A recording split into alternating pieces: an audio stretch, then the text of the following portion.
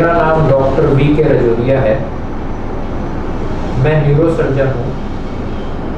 Neurosurgery का विभाग functional and stereotactic neurosurgery को मैं हेड करता हूँ, जो कि हमारा यह विभाग Neurexis care and research centre NHI hospital के अंदर कार्यरत है। न्यूरोमॉड्यूलेशन एक रिलेटिवली नई तकनीक है। इस तकनीक के अंतर्गत हम ब्रेन के कुछ भीतरी हिस्सों के अंदर तार डाल करके बिजली का करंट पास करके और कुछ बीमारियों का इलाज करते हैं।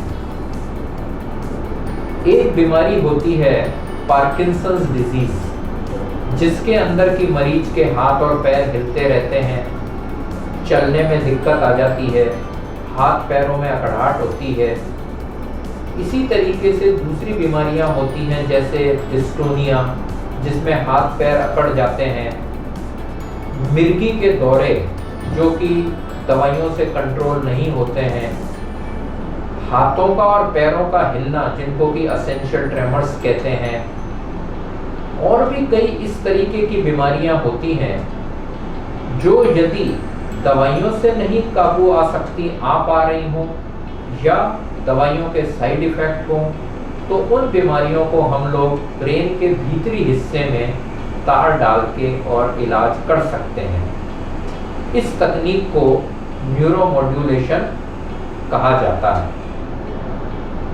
इस तकनीक के अंदर न्यूरोलॉजिस्ट, न्यूरोसर्जन और न्यूरोमॉड्यूलेशन स्पेशलिस्ट सब लोगों को मिलजुल के काम करना होता है।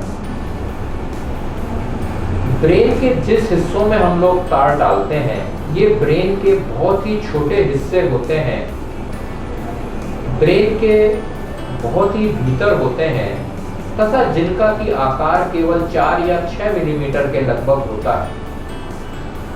इतने छोटे हिस्से के अंदर इलेक्ट्रोड डालने के लिए हमें पूरी प्लानिंग करनी होती है, प्रोग्रामिंग करना होता है, जो कि MRI के जरिए, CT स्कैन के जरिए, हम लोगों के प्लानिंग स्टेशन के जरिए, स्टीरियोटैक्सी के जरिए हम लोग अच्छी तरह से ब्रेन के इन हिस्सों को स्टडी करते हैं, और उसके बाद में हम लोग वहाँ पे तार डालते हैं।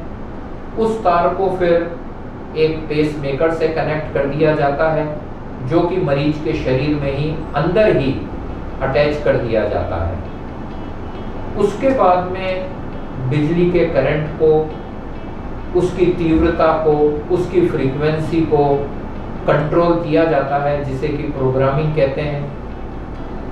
ये प्रोग्रामिंग कुछ महीनों तक चल सकती है, और उसके बाद में मरीज की दवाइयाँ भी धीरे धीरे कम हो जाती हैं। धन्यवाद।